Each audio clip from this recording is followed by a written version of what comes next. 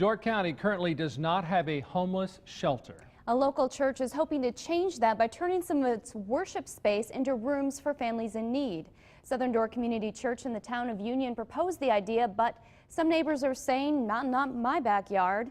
Tonight we take a closer look at the plans, the issue of homelessness on the peninsula, and what could make or break the project. Homelessness may not seem to be an issue in Door County, but according to the experts, it's bigger than you think.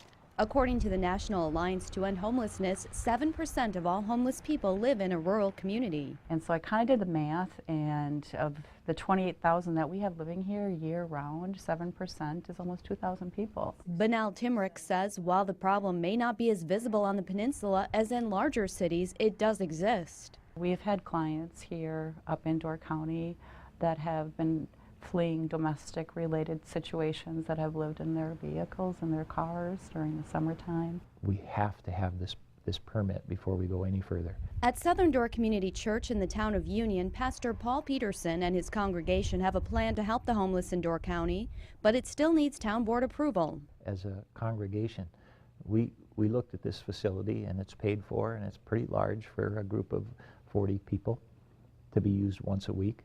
And so the question was, what more can we do? Peterson is proposing remodeling the area where services are held so the church can house a privately funded homeless shelter. It would have 5 sleeping rooms plus a couple of common areas. Church members want to model the shelter after Freedom House in Green Bay. Through a 90-day program, it would help families find work and a roof over their heads. Surround them with people who care about them. Help them learn some skills. Help them learn some things about finances, about nutrition, about family. But what about the proposed shelter's rural location halfway between Green Bay and Sturgeon Bay? How would kids get to school and parents to work? There'll have to be some travel. They'll have to be transporting the moms to their jobs and things. But that's all accounted for in our budgeting. Peterson says he's absolutely convinced there are more people in the township that support the initiative than oppose it. Everyone has a reason. But Town Chair Cletus Fontaine tells Fox 11 differently. The only support that I've received have been from calls from Green Bay, Sturgeon Bay, Algoma, Forestville. I have received none positive from the municipality. Fontaine says declining property values and appropriateness for the area are among the biggest concerns. It's just not the place for it. But safety is also on some people's minds. If the people go outside, what are they going to do? Roam around?